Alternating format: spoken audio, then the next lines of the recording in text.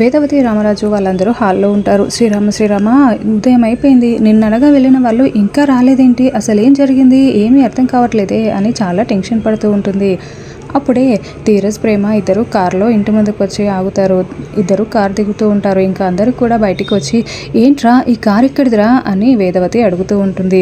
ఇది మన కారేనమ్మా, వాడిపై డబ్బులు వాడి మొహాన కొట్టేసి మన కారు తీసుకుని వచ్చాను అని చెప్తూ ఉంటే, ఆ ఫైనాన్సర్కి డబ్బులు ఇవ్వడానికి అంత డబ్బులు నీకెక్కడివిరా, 10 లక్షలు అని వేదవతి రామరాజు అడుగుతూ ఉంటారు. ఇంకా నర్మద కూడా చాలా షాకింగ్గా చూస్తూ ఉంటుంది. అప్పుడే వాళ్ళి, ఇంకేముంది, 10 లక్షలు ఒక రాత్రికి రాత్రి రావాలి అంటే ఏదైనా స్కీమ్లో అయినా చేరుండాలి, లేదంటే లక్కీ డ్రా అయినా వచ్చి ఉండాలి, ఎవరిదైనా కుళ్ళగొట్టి డబ్బులు దొరికిన డబ్బుల్ని తీసుకుని వెళ్ళి వాడి మొహాన కొట్టుండాలి, అంతే కదా మరిది గారు అని అంటూ ఉంటే, ఇంకా ధీరజ్ చాలా కోపంగా వల్లి వైపు చూస్తూ ఉంటాడు.